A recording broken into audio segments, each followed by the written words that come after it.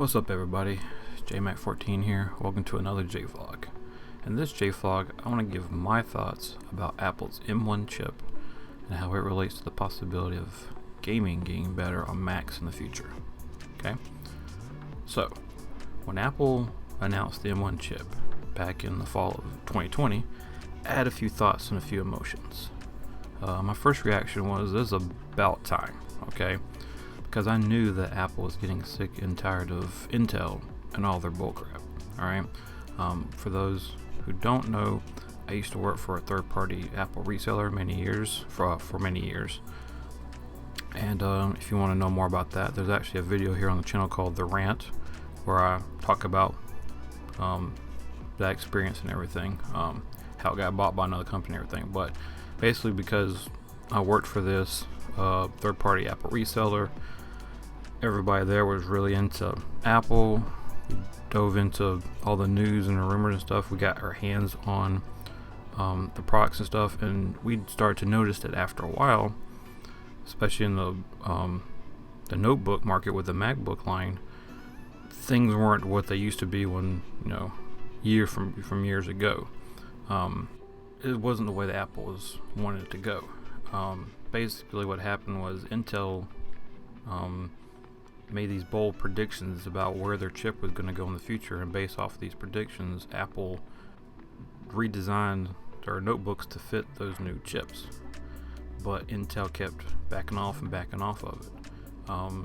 So things like, they would say that they were going to come out with a 10 nanometer chip. So Apple's like, oh cool, we can design these new systems with that in mind. Then Intel would be like, well, we don't really actually have the 10 nanometer anymore, we're still on 14. And then what would happen was the notebooks would overheat, they would have thermal throttling. Of course there's security issues that happen with Intel chips as well, and with all this building up, Apple was taking the blame for all this. So I knew that Apple wanted to get more power and more performance and more battery life out of the notebook line.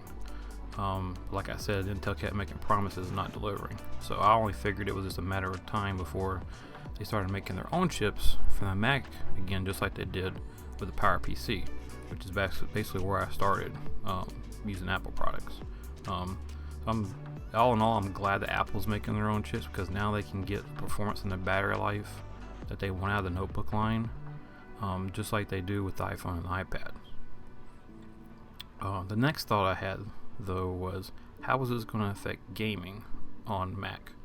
I remember back when Apple switched from the PowerPC over to the Intel chip, there was a lot of questions involving switching over. In my opinion, though, the Intel switch helped Mac for a bunch of different reasons. One, they were able to get more what they like to call power per watt, without the machines overheating, but still get more power out of them, because unfortunately the Power PCs just weren't cutting it anymore. And I think that it also opened the eyes of a couple of developers to make their software not only for Windows but also go to Mac, because now Mac was running Intel chips in there. So it also, in my opinion, switching to Intel helped Mac get a little bit more grounded in the gaming market a little bit too.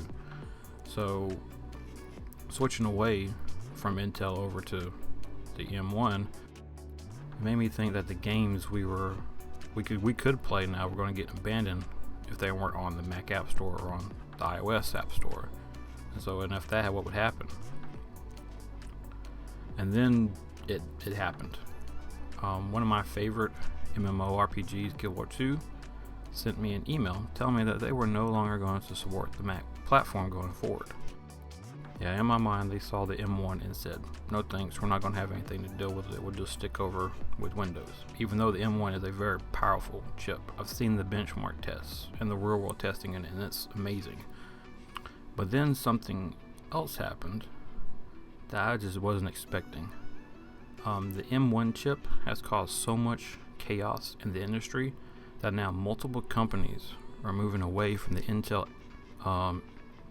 X86 chip to make their own chips that are based off of Apple's M1 chip. These companies include Qualcomm, Samsung, Nvidia, who's actually making a gaming laptop that's going to have that type of chip in it. Microsoft is doing it. They're going to have some Surface products they're going to be running it. They're also creating ARM versions of Windows to run on those. And yes, even Intel themselves have said that they're going to start making those types of chips. And so with everybody moving to ARM chips, that means game developers are going to have to move over there as well. And guess who's already over there and waiting? Yep, it's Apple. So this makes me very hopeful for Mac gaming in the future with M1. I never thought that M1 could cause the whole industry to switch over as well. Also, with Apple trying to appeal to more game developers, I'm hoping that in turn will mean that macOS will not be left out of the conversation when it comes to platforms that a game might be on. Blizzard already has WoW and WoW Classic running on M1. The devs that do Path of Exile are already working on an M1 version of Path of Exile, and there's other developers that are switching over too, including Adobe. Of course, they have announced and said that multiple of their creative products are now going to be running on M1. Some of the gaming industry has already basically made the switch over to it, so I hope others follow. Now, if you want to learn more about all this stuff, what I suggest is that you watch these videos here from Max Tech, which I'm a big fan of. The links will all be down in the description below. Okay, so basically that's my thoughts and my feelings on the M1 and how it relates to Mac gaming in the future. So overall, I'm very pleased with the M1. I can't wait to see what happens with the M1X or the M2 in the future, especially this fall. We're supposed to be getting rumored of some announcements of some new systems, some new machines coming out. So I look forward to that. So thank you all for watching. Please be sure to click the subscribe button for more videos. Click the thumbs up button, and so that way we can mess with YouTube's algorithm. And follow me on Twitter and Instagram, and I will see you for another video. Remember, as always, keep gaming.